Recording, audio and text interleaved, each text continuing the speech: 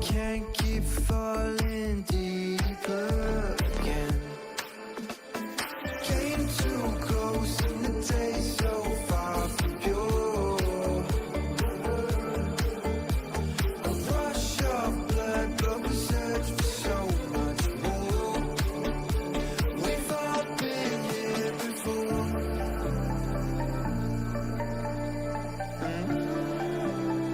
We've all been here before.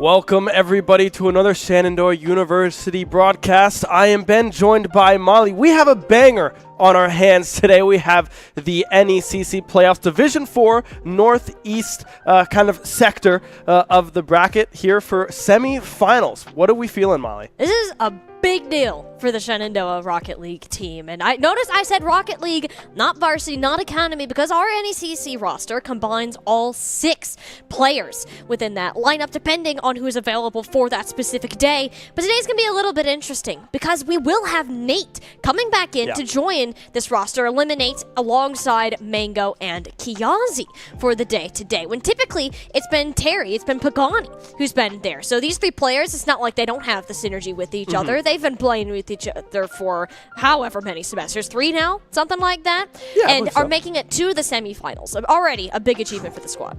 Yeah, I mean, with Nate coming back in, we expect that synergy, that pass play potential to take a massive step up, right? We've seen a lot of that between Alim and Mango here. Kiazi as well doing a great job at facilitating some of those passing plays between the team here. But yeah, that was something I was going to touch on, right? Pagani was in last week. Looked very, very good, helping bring this roster to a win last Thursday. So let's see if the swap up here with Nate coming back in is going to mean the same or if it's going to be a little bit different. We're just going to have to wait and see. And it was a 3-1 technical upset, if you want to go that way. We were the 5th seed coming in. We beat the 4th seed. Like, hey, pretty cool. Let's see that we can do that again today. I mean, technically it's not an upset, but we'll get into that a little bit later on. So we actually, it sounds like we do have a special treat for everybody back here. If I'm seeing the preview correctly, that means we actually have a pre-game interview set up with one of our varsity players. Let's send it over to Chris and Kiazi. Thank you, Molly. I'm joined by Kiazi here in our back room, and I just want to ask you a couple questions before we get into the action today. We're coming off a big, exciting win last week against University of Ottawa. What was that like, having the audience in the arena and really feeling the energy in that moment? Oh, it was ecstatic, Chris.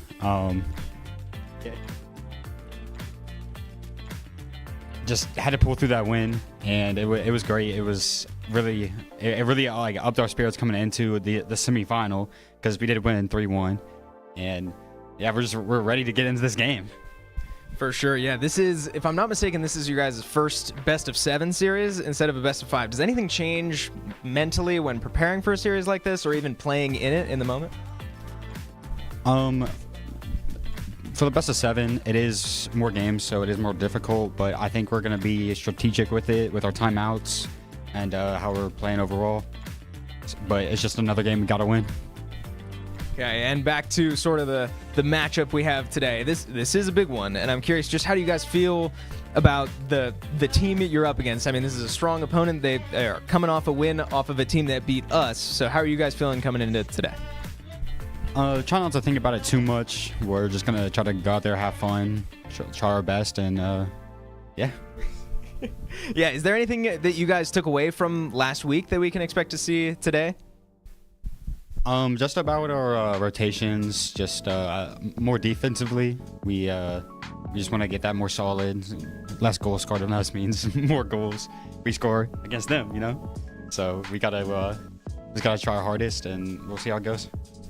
Yeah, makes sense to me. And I've just got one more question before I let you go get ready, start warming up for this matchup. What would it mean for you guys to make grand finals in these playoffs? You guys are 1 series away. I don't want to make you get in your head too much, but what would that mean to you and the team to make grand finals in these Northeast playoffs? Well, Chris, we've been working hard the whole season, and it will just be a great accomplishment for our Rocket League team as a whole in general, for everybody. For sure. Well, thank you so much, Kiazi. Good luck to you. That will do it for me back here, so I'm going to send it back to Molly and Ben on the desk. Take it away.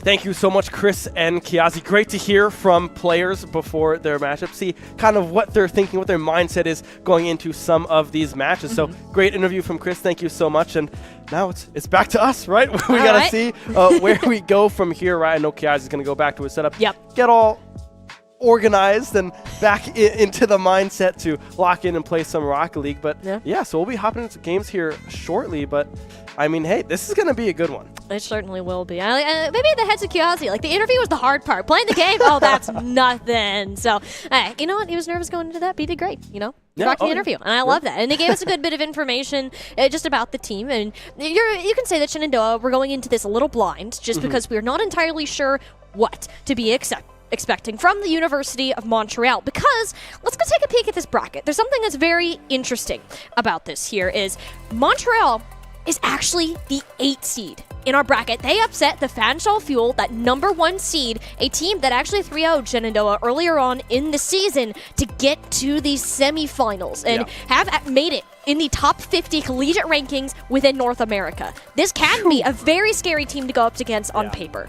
Yeah, I mean, Montreal is definitely just a sleeping giant right now, it seems, right? They come out, beat Fanshawe Fuel in 5 games. It wasn't a clean 3-0, 3-1 like that. It was a full 5-game set between these two teams. So it'll be very interesting to see how Shenandoah square up against this team. Ottawa, I believe, was the 4 seed going into our matchup, so we were the 5 seed. A little bit of upset, but still pretty much the same when it comes to the standings of things. So this is going to be a big test, right? Because sometimes seeding doesn't mean a whole lot when you go into the games. Right? You can have a number 8 next to your name, but man, you could be playing like the number 1, and they did last week. I mean, technically, Ben, both these teams are 4-3.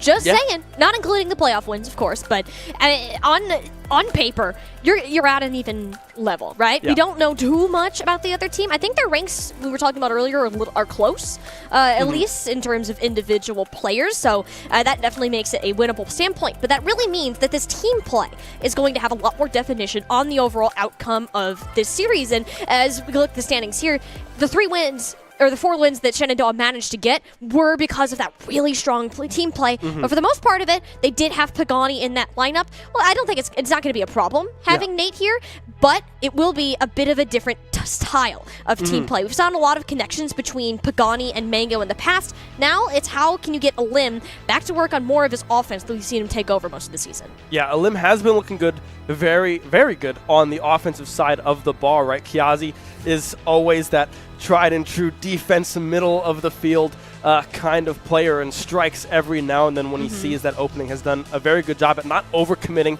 not going too hard on some of these offensive plays, playing it safe, playing it conservative, and then when those do arise, striking and striking true. But it's all up to Mango in a lot of these scenarios we've seen on the offensive side, right? Very mechanically talented player when it comes to those aerial dribbles, and really just movement as a whole is just very, very good. Yeah. So if they can feed the ball into Mango that they've tried to do with this roster in the past and have found success on it, I think we're going to be in for a high-scoring night. But maybe there's a game plan switch here. Maybe we're looking more in that Alim, trying to showcase him on that offensive side coming in for Pagani. That's kind of all the mystery of today. Like, you never want to give away your strats before the game actually starts. And Kiazi, he was pretty tight-lipped about it. You know, he isn't going to give any of the Shenandoah secret away, and I don't blame him. I mean, as a caster, I'd love to know this, but I can understand not wanting this accidentally to get out to the other team. You know, that's totally fair. We just can go off what we've seen these players do and accomplish in the past. And for the most part, Mango has almost been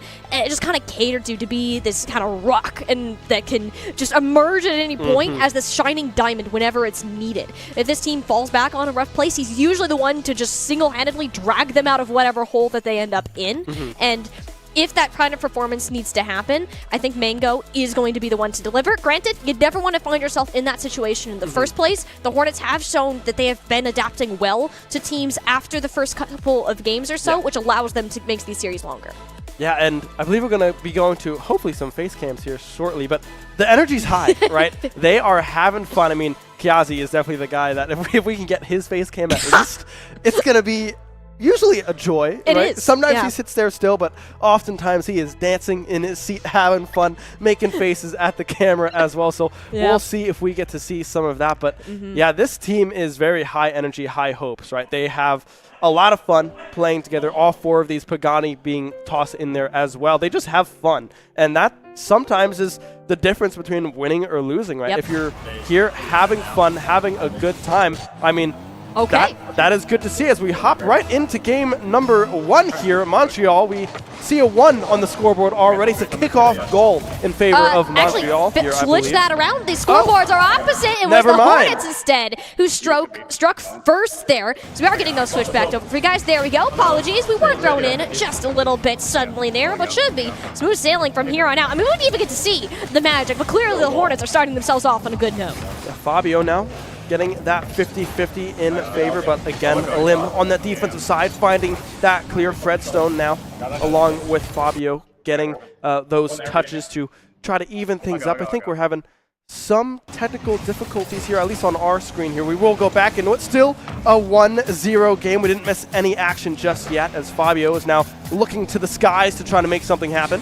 Ooh, double tap off the pinch! Wonderful placement from Fabio. And I mean, technically, yeah, we are the Hornets broadcast, but come on, Ben, that was clean. Yeah, that looked good. That looked real nice. A 1-1 scoreline now in the first minute. Fabio making the double tap look like child's play here, as now the kickoff going fairly even here. Mango able to find that demo. Fabio getting aggressive as well, but won't be able to find the angle. A few demos here in favor of SU could spell disaster for Montreal, but unable to capitalize on it is the Hornets, as that tap in front of the net. The follow-up, Fredstone able to find that one. 2-1 Montreal. And that was a rough read from the Hornets here. Fabio had a great bounce off the bottom side. Kiazi tried to get in his face, but didn't even see that Fred Stone was coming in for the kill. It kind of jumped the gun on that tap a little bit, and that's kind of the small difference we're going to see from these teams. It's been 3 points on the board already, Ben, and we're barely a minute in.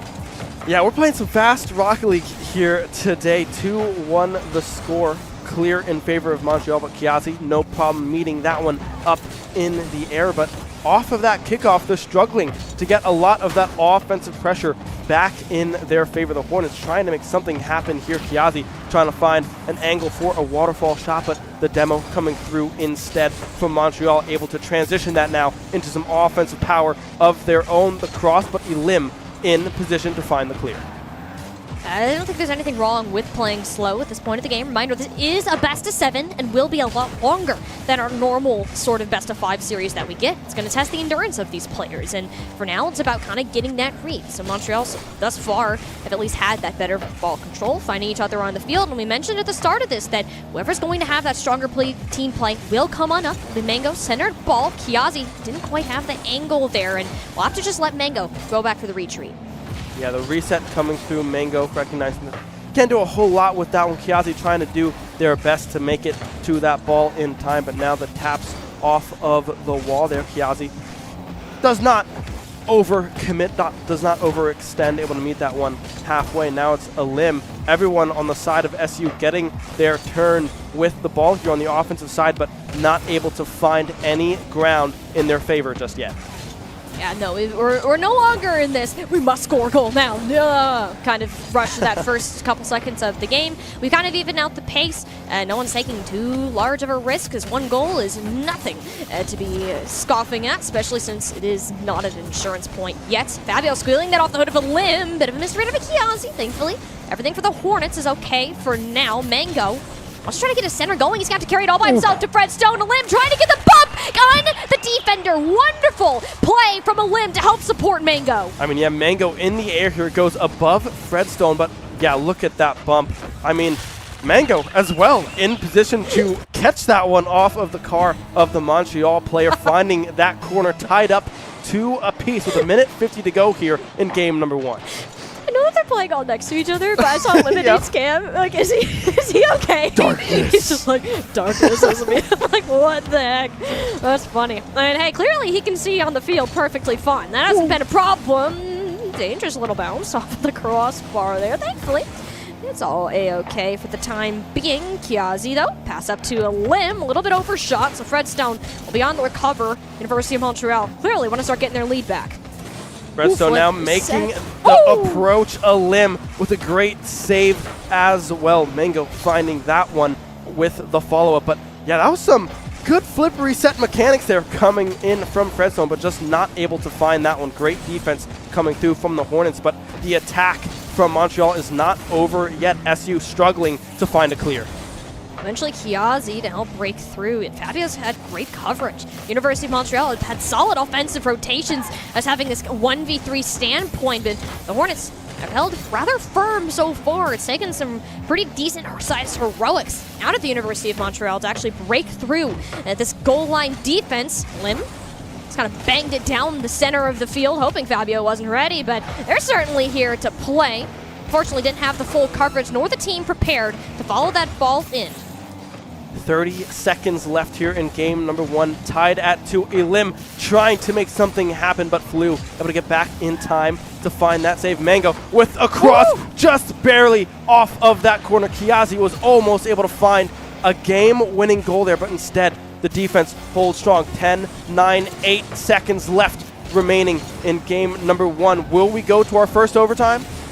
Well, it looks like it's going to get launched pretty low to the ground. So, yes, Ben, we are headed to OT, and it's only game 1. We knew that there wouldn't be much of a gap between these two teams, but surely it doesn't end this quickly. We didn't get to see the kickoff goal last time, so Shenandoah had to give us one here. Yeah, I mean, Flew, excuse me, just making contact, but not enough to really dislodge that ball from midfield. Kiazi able to follow up on that one, bury that one. 3-second overtime here goes the way of Shenandoah. Yeah, gotta turn up the brightness on night scan. This poor guy. Wait, this is awesome. I mean, this is I'm great. here for it, actually. I think this showcases the team dynamic of, like, the hype days. Like, kind of the hype. I feel like Megan was stressing out. There's our goofball right Oh there. my God. Where is this kind of shy, timid person we saw in the interview? Completely gone. Griffin's totally sick of it. Mango's like, why is this guy on my team? But you should be happy with him. He's the one that got that kickoff goal for you in the first place. I can't tell what he's thinking Darkness. or seeing. It's part of the strat. I think all he thinks is darkness right now. Yeah. That's it. Like, all his mind is clouded. It's like, I am here for blood. Demos. That's all he's thinking right now. But hey, a great first game coming through from the Hornets. Looked a little bit shaky there towards kind of that mid-game, kind of around that 3-minute mark, down 2-1, but able to regroup, engage in that offensive side and come up with a very, very close game 1 victory here for the Hornets. Yeah, we definitely saw a difference between the first and second half of that game, where Shenandoah started to find each other on the field. I think it was just more of a, we got to get our feet wet, figure out what this team's kind of drive is. And Montreal are also one that likes to go for these passing plays, but they do it slowly enough where the Hornets have room that they can intercept it. We're not seeing this super high-paced game yet so far, which is great. Both teams can get a read on each other, and they're less likely to make massive errors. Oh Surely it my doesn't happen goodness. a third time. A third time. No. Okay. Well, okay. Cool. Well, that is another kickoff here. Instead going to, I believe that was, who scored that? Was that Mango? Yeah, that was Mango off of that kickoff there. So, hey, the last 6 seconds of gameplay have found goals. So, I mean, we're having a lot of action here thus far in game 1 and the start of game 2 here. Again, now Mango finding themselves on the offensive side of things, but Fabio doing a great job meeting that one in the air, taking that one out of the corner for Montreal. And when you get kickoff goals like that, it's more of like a, hey, cool, we'll take it. But on the enemy team, we're like, well, that's unfortunate. You kind of got to get a recovery. And Montreal was able to find a way to get themselves back in this series last time this happened. But we can already tell that the Hornets have had much better presence in this blue part of the pitch compared to last time. You can tell that their confidence has gone up after winning that OT. Of course, the overtime goal will help. And what a little feed! Kiazi handling that right to Mango. Yeah, Kiazi just... that was a handoff. That wasn't even a pass. That was a full ground attack. Mango sitting perfectly in front of the net, meeting that one. 2-0 now in the first 45 seconds for Shenandoah in game number 2. The kickoff in favor of Montreal. Can they capitalize? Oh. No, they cannot. Off of the post. Just barely going wide on that shot. I mean, Fred Stone's probably going to be kicking themselves for that one. That one was right there for the taking, but Montreal, they got to keep rolling with it. The Hornets had some great setups to each other so far, and it's going to start with actually Elim. We've talked about him playing more on the offensive front lately. He's been all defense today, and I don't think there's anything wrong with that. I think he's found a lot more comfort playing in that back-faced role instead of being in this major part of the spotlight, and it's worked out really well for the Hornets. Yeah, Elim's a very good player on both sides of the ball, but I have seen him excel the most in this defensive side of the field.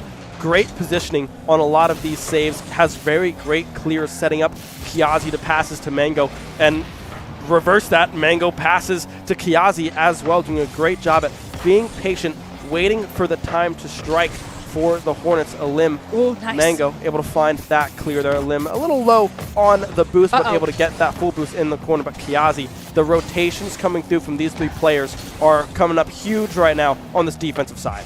And they said specifically, it's the one tidbit that Kiazi gave us was we're really focusing on this defensive rotations for instances just like that. We can see that the hard work has been paying off and keeping Montreal at bay. They can't go for these big old fat lashy flip resets anymore. And in fact, they might need to do that just to kind of break through because these passing plays have been very well read. It's a difficult thing to do. Rocket League is a lot of game of kind of acting preemptively. You don't want to give your opponent the room to go forward, but you also need to be in position for plays like that.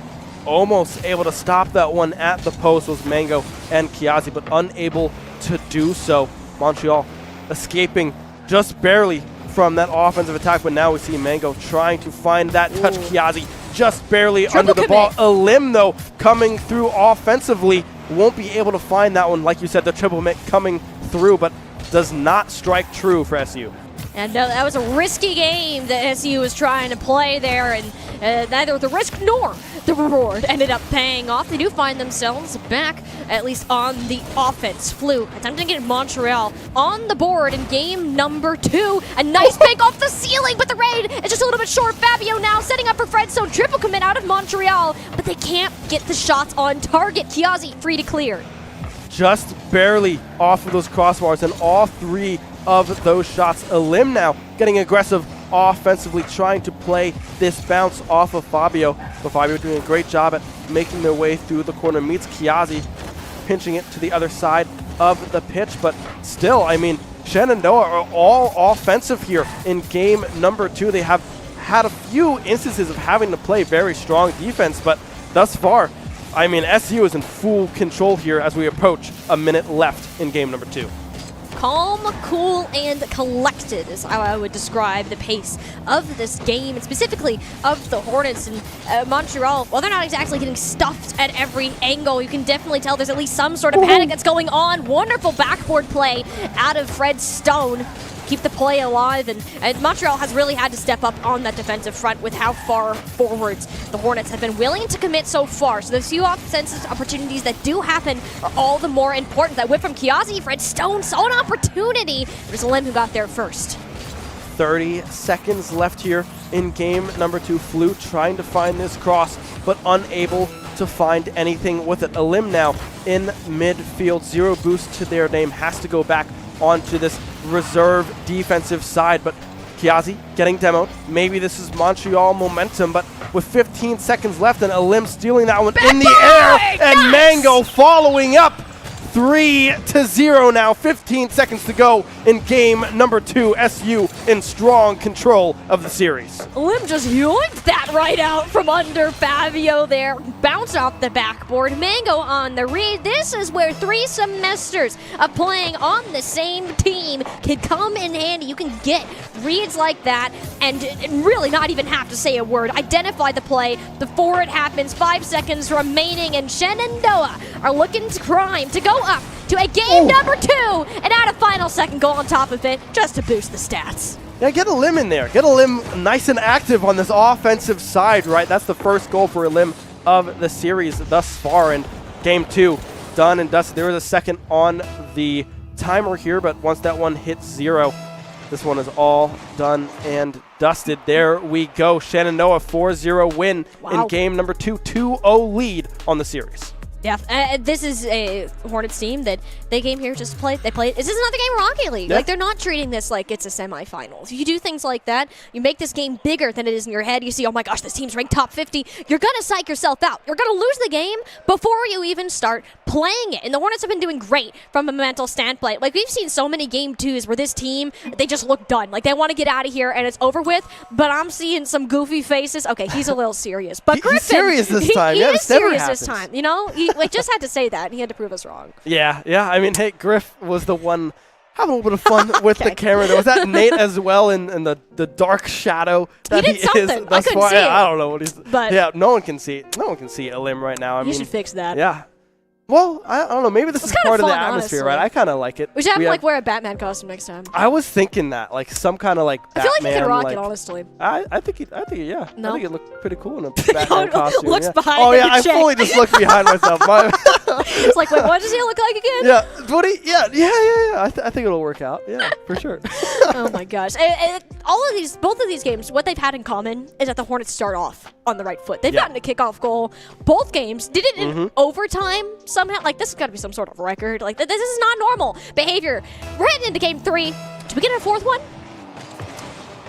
No. Oh, almost. It had potential. It had potential, but unable to find. It was scooted off from that middle kind of like pedestal that it starts on. So, but the clear, however, is on target. Fredstone able to redirect that one to the far corner, but still, I mean, SU on this offensive side have just been looking great right now, right? Alim tossing that one up. Kiazi with the follow-up, unable to find it. Down low goes Mango, but unable to squeak it past the defenders of Montreal.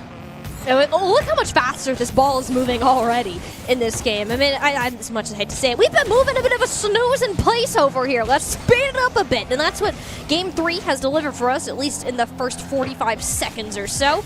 And that means that while you can catch your opponent off guard more, you also can leave yourselves vulnerable to making errors in yourself. Mango finds himself faced with 2 defenders, caught the ball in traffic in the goal. It's now Kiazi in that far corner, looking for something, but got bumped out of the way. Kiazi unable to find that cross that they were looking for. Mango as well in the air. The ball goes over Alim's head, but unable to get back is Kiazi.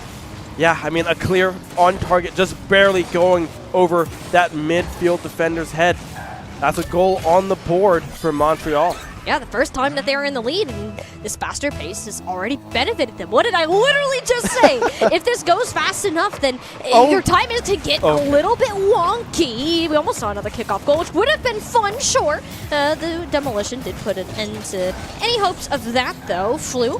Kind of lower carry in the bottom field. Demolition on Elam. That's a second. He just respawned, by the way. He's just not allowed to play the game of Rocket League.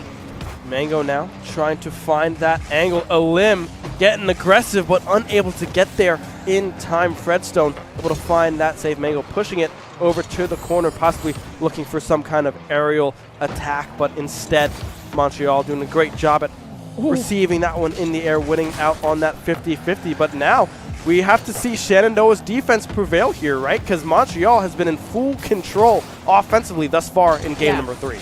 Montreal have been looking a ton better in terms of offense and had a couple centered balls where for Hornets, the majority of their aggressive play has been coming from Mango. And really only Mango. We're not seeing these passing plays or rather the double commits as much. And I think that one goal that kind of just bounced over their heads, it got to them a little bit. It dampened the confidence enough that you don't want to take these big risks. You're already down in the game. And so far, whoever has managed to score that first point has won. Yeah, Shenandoah trying to get on the board here in game number 3. Alim able to make it there in time. Fredstone with that shot on goal, but still Montreal, the offensive power right now coming out to play off the crossbar goes Flew. Mango able to find that clear, no boost to catch up with this one, trying to find the cross, but the 50-50 instead being transitioned into an offensive attack for Montreal.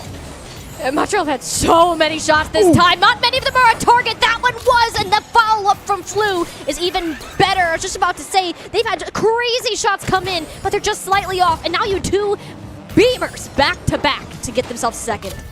Yeah, 2-0 now, 2:07 to go here in game number 3. Still plenty of time for SU to try to tie this one up. Let's see where the kickoff goes. We see our team locked in thus far in our little preview here.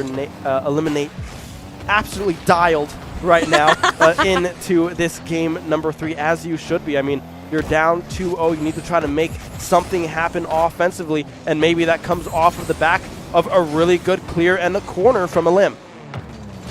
Mango now, another center delivered first class to Kiazi. I mean, how many times can this is just nuts. I hope somebody clips this, because that is a great read off the corner. Kiazi gets it past not 1 but 2 defenders on the read. What a way for the Hornets to make sure they make a mark on this board.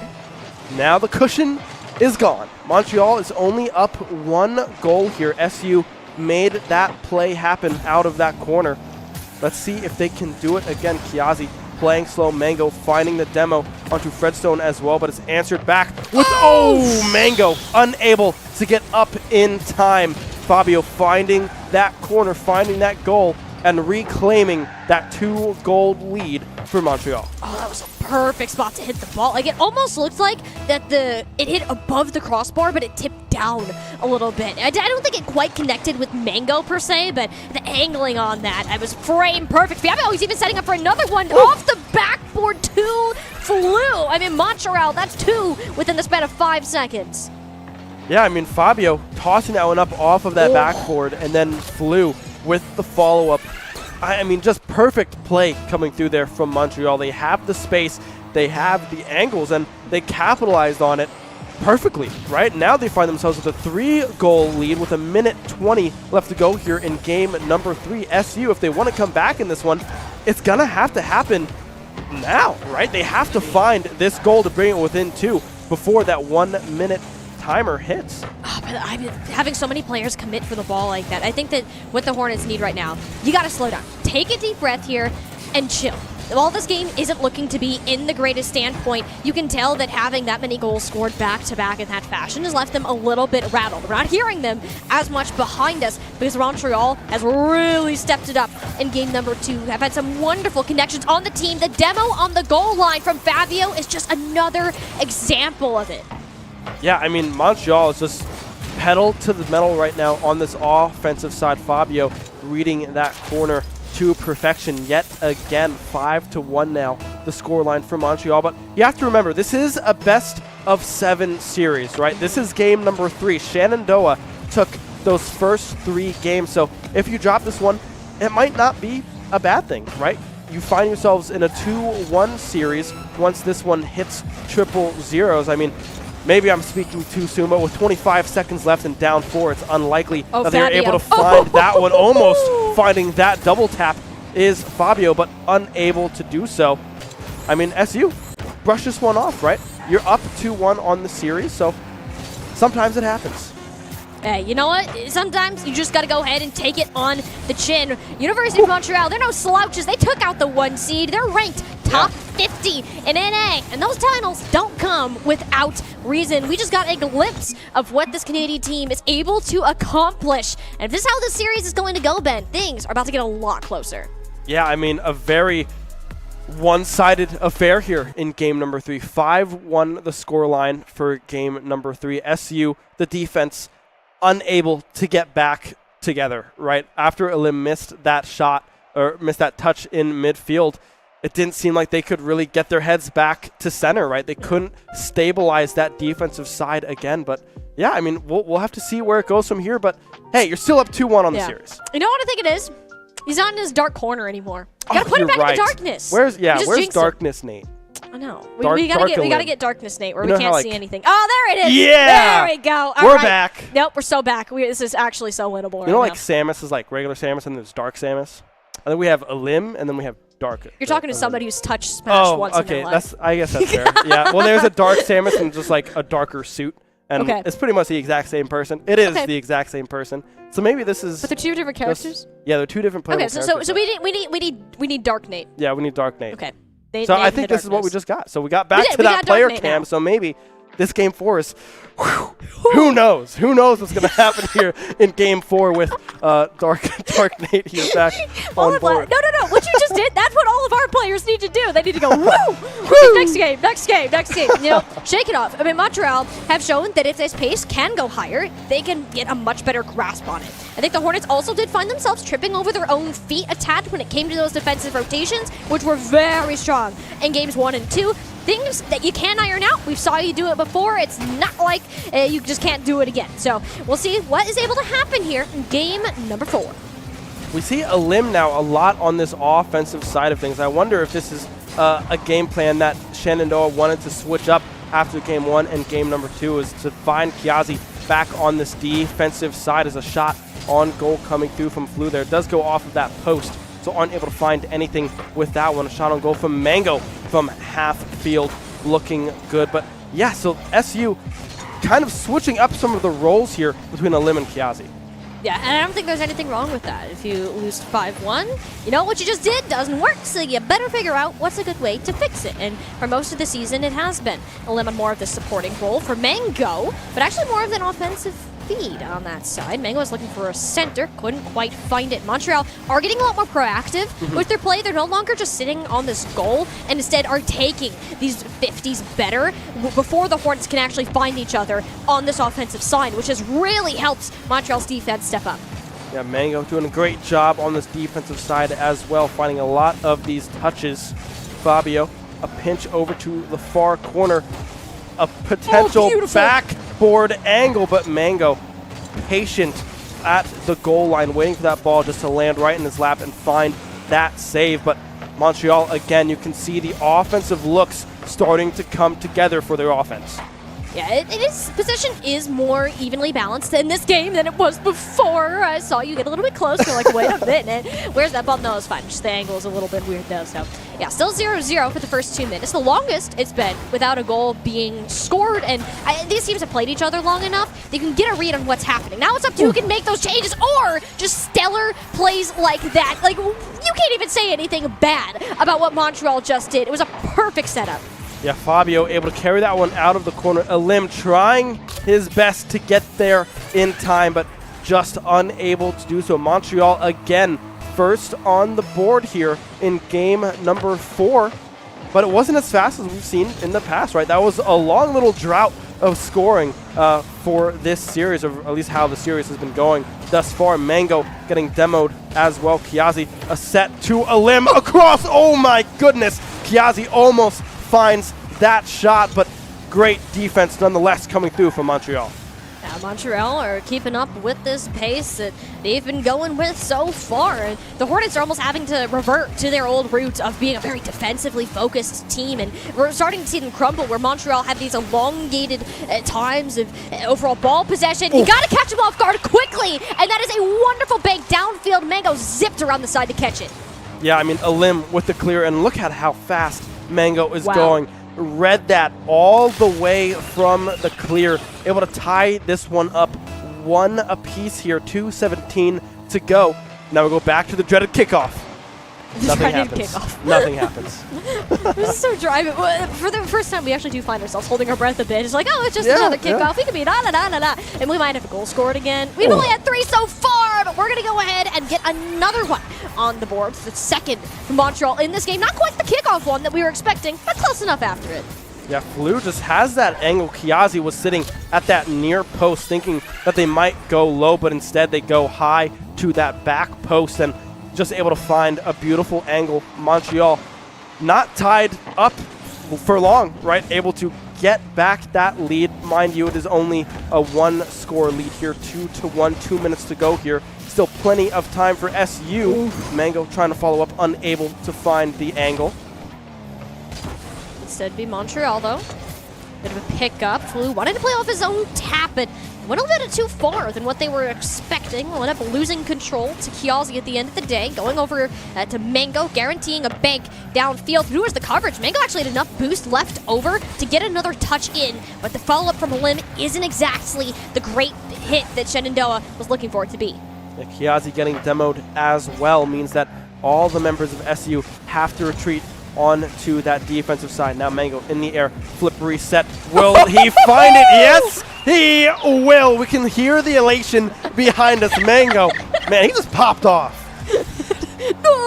That's all I heard. He just said that himself, by the way. That was Mango saying nice to his own shot. I mean, it was Bernie, don't get us wrong, but hey, you gotta be your biggest hype man. Half the battle is having confidence in yourself. We talked about how mentality is so important to a game like Rocket League, and it's gonna even more so with only 60 seconds remaining on this clock, Ben.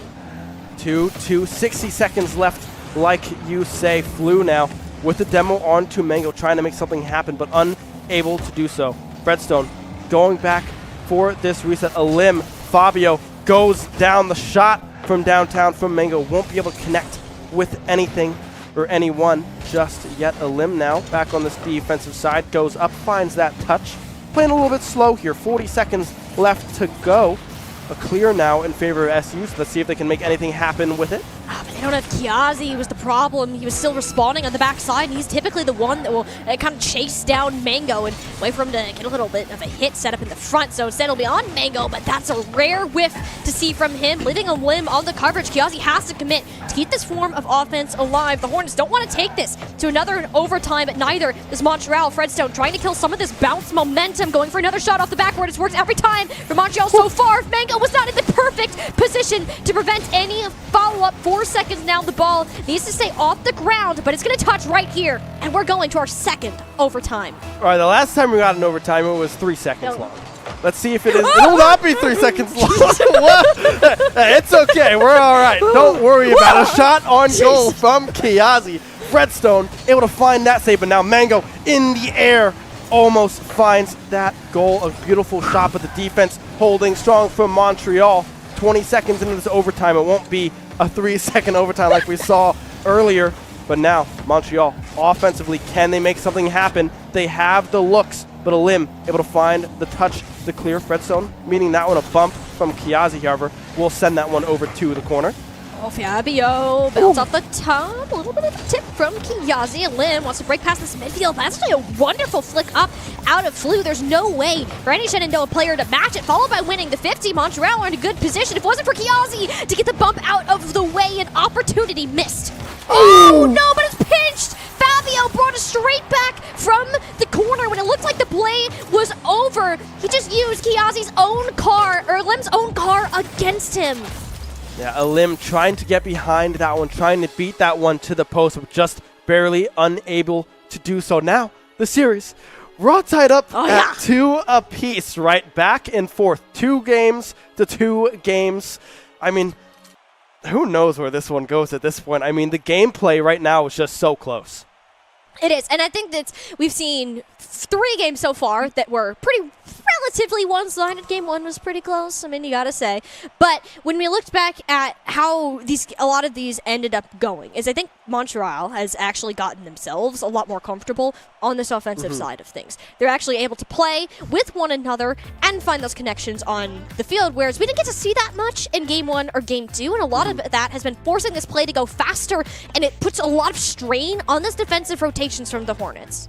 Yeah, it's been a much faster game, right? Montreal has definitely sped up that offensive side of things, and they can see the payoff, right? 4 goals last game, 5 goals in this game. Or I think it was 3 goals in the most recent goals. 5 total. I don't know. They scored a lot. All right, there's been a lot of scoring on both sides of the ball, but yeah, Montreal has really started to come alive in this offensive pass play kind of approach, right? Fabio has been able to find Fredstone and Flu quite a lot, right? With a lot of shots on to the goal. Shenandoah, however, has struggled to really reignite that offensive side of things. Yeah. If you want to be a little superstitious, any team who scored first, I'm just saying, they're That's winning true. the game. We like our patterns over here, and we've been sticking with one of them, at least so far. We could break that here. I mean, probably because we said it, we're just gonna, we're just why gonna not? curse it. Let's just write it off now. Fun narrative points, and then.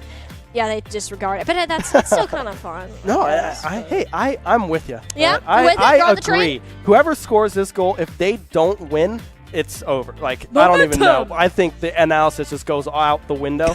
If the first goal does not win this next game, I think we just sit here and we just watch. We can be silent the rest of the cast if we really have to be. Yeah. I do think this is the time, though, for the Hornets to take a timeout, which, assuming, because we looked at the lobby, and they're like, oh, we're not going to go in the lobby, and we kind of got it teased back here. We're taking a timeout. And Kiazi did say that these were strategically timed, and you lost the last 2 in a row, granted, it was very close, but you're missing something. You're just missing a small piece to kind of get yourselves back in the process. And when we saw the Hornets succeed, it's when we saw mainly Mango's the instigator for everything. He can get these setups, but he has to make sure that Alim and Kiazi are ready to follow up with him, that they're not getting bumped out of the way, that they actually have the boost to meet him at that point. And because there's been a slight disconnect in that form of communication, a lot of that offensive presence has taken a back seat in these past couple of games. Yeah, Mango has still been able to find some looks here and there, but like you said, the reinforcements is just a touch behind of what Mango is doing, right? A lot of that is because of the demos that Montreal has been able to find as well. Kiazi and Alim getting hunted right now on that back defensive side, right? Montreal doing a great job at finding those corner boosts, those full boosts as well, and keeping that out of the hands of Elim and Kiazi, right? They have to play catch-up a lot of the time, and Montreal, with the offensive side clicking as well, it's hard for them to come off of these respawns, find these clears, and find boost on top of it. Yeah, and I also think two of the goals that were scored, well, actually the only 2 goals that were scored by Montreal in that game, were not necessarily because of these like really flashy plays. It was more or less an error on the side of the Hornets. Yeah. And I think that's honestly a better issue to have, is because I mean, yeah, it's, you know that you messed up, right? You can shake it off and go next, but you know how to fix it. You know what you need to do. You gotta literally shake it off. I see these guys getting up out of their seats. Kiazi's shadowboxing the monitor. I don't even know if we can display that. That's some kind of violence just right there. Just don't swing. Just don't hit it. No. Please. That is a common thing in our esports program. I see a lot of players like shadowboxing their monitors We do see before that. the match. I know our Overwatch tank player, Rain Dreamer, does that quite a bit too. She does do that a lot. well, she'll come in the prod room like before Will she match do that and just too start swinging. I'm like, okay, Like, all it right, gets the we got energy you. up. You gotta get the blood flow to your hands, number one. Like, that's pretty important. course. It's functional, Yeah. and it gets it hyped up. Just don't actually hit anything. We are not Yes, condoning please. this kind of behavior. Yeah. Do not hit your monitor. That will, Don't. yeah. It'll be an expensive Then you got to mistake. buy a new one. I know. And You don't want to do that. Those are like, not what, cheap. 250, 300 for like a good one. I mean, we're college students. Where are we going to get that kind Yeah, of I got- Like, I what got- are we? Maybe enough for cookout, and that's about it. As we hop into game number 5 here. Hopefully it's a better note than the status of my finances, but hey, we'll That's crazy. But we don't have a kickoff goal, so clearly nothing too crazy yet, huh? Oh, man. A little bit more in Montreal, though. Fred Stone. They kind of vying for control within this midfield. We've had a game of ping pong over the center line so far, which that's not exactly the game that we're supposed to be watching, but it's the one Montreal and Shenandoah want to give us for the time being, since no one has had the room to commit the bump onto Fred Stone, making sure that's impossible for Montreal. Shenandoah see the window. Kiazi with the tap up ahead, and we flew on the save. Redstone now trying to push it out of this corner. Mango receiving that one, has some boost, but Fabio in the air sending it the other way. Back over to SU's half of the pitch we go. Mango now getting aggressive, but Fredstone back in time on that defense to find that touch, sending it up to the crossbar and preventing another flashy goal from SU's star player. Oh, but the tip! Oh, that was the slightest, like, it hit, like, maybe, like, the tiniest pixel of his bumper that left it unreadable. You could tell Mango was ready for it, but that slight alteration, we said that Rocket League is a game of being able to react quickly, but you gotta be ready for, you just can't be ready for something like that. I mean, yeah, that was just a great touch coming through from Fredstone there. Now we see the Flu in the air trying to send it through to this corner. Will be able to do so, but won't be able to capitalize on anything just yet. Elim able to find that save, but again, you see SU on the back foot trying to find these clears, but just struggling to transfer that into any offensive presence. Oh, Fabio, another one on the backboard. Mango has some more coverage there. We're starting to see that strain come back on those defensive rotations, and it's going to start with the players themselves. Elim looking for some sort of breathing room, but Montreal have been very good about not overcommitting themselves so far. And we haven't quite seen them leave the back door open for the Hornets to find a spot to strike. 3 minutes now to go here in game number 5. Still plenty of time. 1-0 from Montreal. A clear in favor of SU. Maybe this is a moment to strike, but no. Another clear from Montreal back into that corner. They're just struggling right now to set up these offensive plays on the side of SU. They cannot find these angles because Montreal is just great on their rotations, able to find these angles, get back in time, and win a lot of these contests, but instead it's going to be Elim from up high, able to find the tying goal. Mango was getting a little fancy with it on that carry. He wanted to do it all by himself, but Elim's like, you know what, I'm going to give you a helping hand, buddy. I got you. Dark Elim is back. Batman. Justice. I don't know if that's copyright, actually. I don't know if we can say that. Yeah, I don't know if one, we can say that, or if two, he would actually say that. If they win, maybe we can get him to. Maybe we get a Batman clip from Elim. Maybe on post-game interview if we go the distance. But instead, we find ourselves back on the defensive side of things. Mango with the save, the cross coming through off the post. Elim patient waiting for that one to land, but still a back and forth thus far. 2 to go here in game number 5. Mango's been playing great, by the way. He's been Oh, yeah. all over this ball compared to the last couple of games. I guarantee he has the most touches out of anybody here right now. And while he's doing so much there, we got to find these team connections, because things like that, like Flu, we've seen Montreal set up these plays. Flu left it right in front, but no one was able to quite commit. And we've seen Mango do a similar thing for SU. Kiasi goes a little bit wide. He had so much power behind that hit, too. We'll make it up 4 with the demo. Lim tries to fake him out, but Fabio read his playbook. Yeah, Lim going for that touch onto Fabio, but unable to do so. A great look, but just barely missing on that execution. But now we can see the offense starting to come alive here from SU. They're having some shots on goals. We see in their brains what they're thinking, going for some of these shots and these clears as well. A Lim as well, getting active on the offensive side of the ball here, trying to find crosses, setting up the teammates. But again, Montreal back to business, finding these clears, finding these touches, and keeping themselves in this game. Just like how Montreal haven't been nearly as willing to commit to the offense, the Hornets, we don't get to see these double and sometimes even triple the touches out of the team so far. And especially when you're tied with this little time on the clock, you don't want to go for that play. Mango, attempted solo carry. Kiasi can't quite hold the midline. There's 2 players on him, and he couldn't stop both of the touches. Now Flew with an open shot. Lips goes wide off the crossbar, and it'll be Flew to follow up on his own touch. Yeah, I mean, a Lim in position again, it seemed, but just unable to get the car up in time. And then that's just Flew in position on that cross, on that goal line, just able to finish the job there. 38 seconds now left in game number 5. SU find themselves at a deficit 2-1.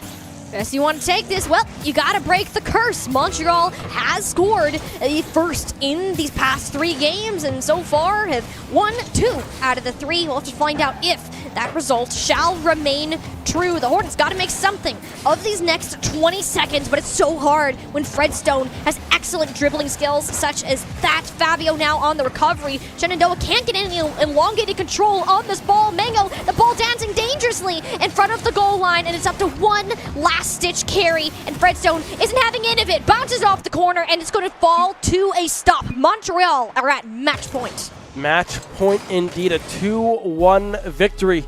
Another mishap for SU defensively, unable to find some of these crucial touches to keep that one tied up. But yeah, now it's just lives on the line, right? This is a playoffs. You're on match point. You lose here, you are done. SU needs to win 2 in a row here to advance to grand finals. They will await the winner of Delaware Academy and Marywood, who is playing right now as well. So we'll have to see. This one might go the distance. SU, they looked a lot better offensively here coming into game number 5, but they just weren't able to hold on that defensive side of the ball. This is so hard for SU too. Like, it's almost better to feel like you're getting beaten up in a game so that you can kind of fully refresh next round. You're like, okay, we did this, and this wrong. We can move on. But when the games are as close as this one, you're like, we had it. We were right there. Yeah. And then it just slipped right through your fingers in the last couple of moments. And Montreal have been making some stellar offensive plays, and even with the Hornets' consistent defense so far, you can't keep up with every shot. When you just get ball after ball berated down upon your net, you're gonna run out of boost, and eventually you run out of speed, momentum, and really the ability to block in general. And that's how Montreal have really been exploiting this defensive side. Yeah, I mean, they've been all over it offensively, right? Montreal is just firing shot after shot after shot. It's so hard to keep up, like you say, as we hop in to game number 6. Flew again in the air, making some stuff happen, but not able to find the back of the net again. Fabio will win out the dribble. 1-0, first on the board, and As we I said, hate to say it, first scores have won every single game thus far. if there's ever time to break that pattern, it's going to be here and now. The Hornets, they know what's on the line, and I know that they're doing their best to play it. It's just another game of Rocket League, and that's how you have to think about it. Taking things one step at a time. Unfortunately, you're going to have to take a second now with Montreal getting that early goal on the board. The Hornets want to take this pace back up to a 10. A limb, get a berry down to the back corner, but Mango losing out on that 50 means that Kiazi wants to push it up because all the other players have committed elsewhere. There's no one to help him. Yeah, Kiazi just opting to take that one out to the corner. Mango in the air. They have a lot of these touches and are having this ball hover in front of Montreal's net, but they just don't have the boost to follow up on a lot of these approaches. Kiazi getting demoed as well certainly does not help. The pass almost connecting there with Mango, but just barely unable to catch up to that one. I mean, still, that 1-0 deficit, that's not something you want to see early in an elimination match like this one. No, not quite, but we can tell that the Hornets, they know that Montreal have been able to find each other on the field. If they can manage to take a few pieces out of that successful equation, then perhaps there is a chance. They do take a while to get actual control of that ball, figure out the game plan, though. Everyone's responding to that tip. Just a little bit high on the crossboard. There's the hard commit on the read, but just a little bit short. It's so hard to get your car that far that quickly. Alim now with possibly another approach, but instead Fabio is able to win out on that one. Kiazi winning the 50-50 will take it the distance to see if he can do it, but no boost to their name makes it very, very difficult to follow up on a clear like that. You know, Flu knows that Montreal has the lead, but would surely like to add an insurance goal onto that one. Fabio's been playing very defensively so far, knowing that a lot of the goals that Shenandoah have scored in these last couple games have been because these fast rotates happen, and you can't quite catch up to a ball that's already deep into your backfield there. All three players of Montreal, though, clustered in a corner, but a little bit of a collision out of Shenandoah. That slight bit of miscommunication will end the offense. Now tossed up in the air, Kiazi with the follow-up, There a we wide go. open net.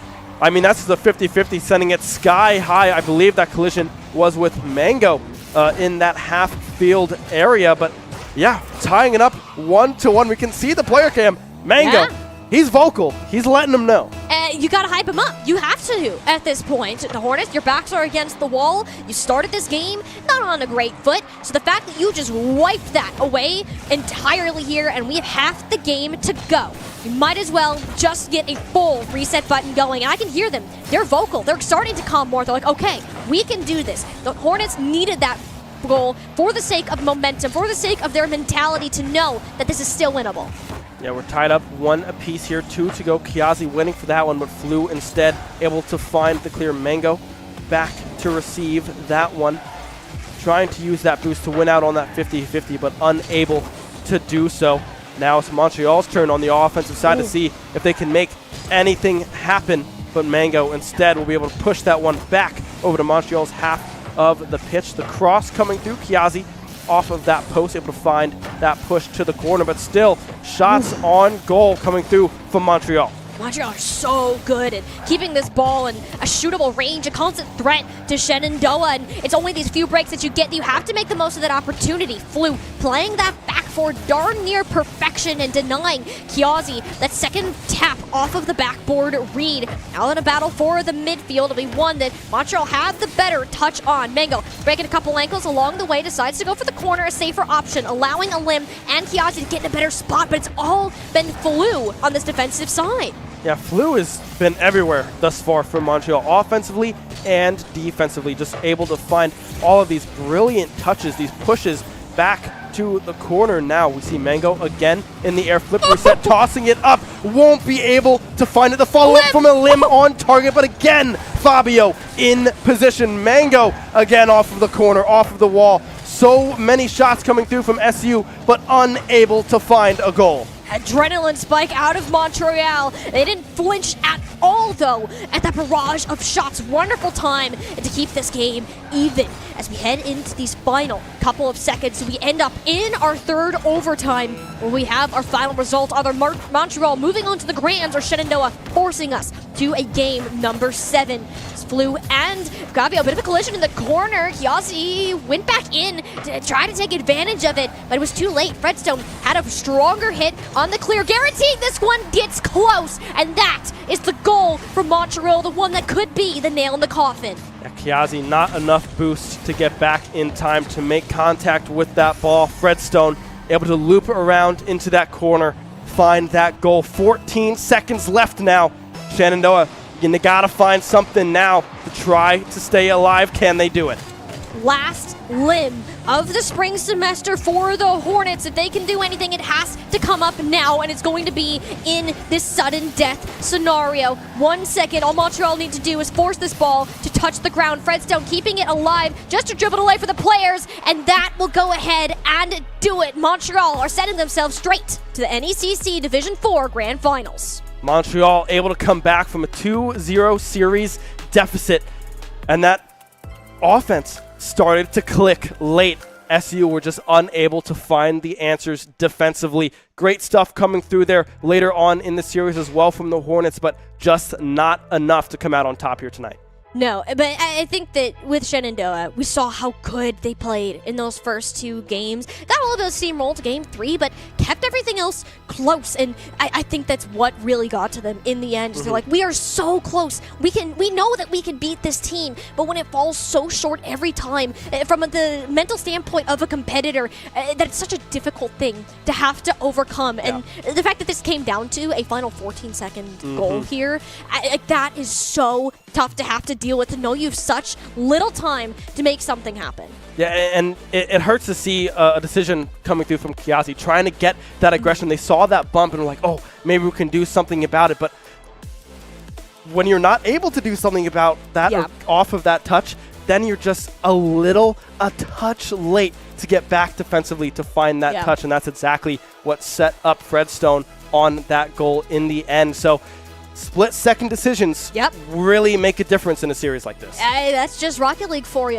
Nothing is guaranteed because anything can change in just a flash, and we know Montreal are good. Yes, they're the 8th seed making it to the grand finals, but again, top 50 ranked right now within North America is an insane achievement, and we really saw that team kind of continue to grow exponentially as the series went on. Struggled in those first 2 matches. That's where the Hornets had every card in their play, but once they actually got going, there wasn't really much that could push them down. For the case of Shenandoah, this is a wonderful achievement for you. Making the semifinals in your division, top 4, you gotta be happy with where this ended up going. Yeah, I mean, top 4's not bad, right? No. That is pretty good. I mean, you guys looked very good throughout the entire year, the entire season. And the growth, again, they've been playing for 3 semesters here together.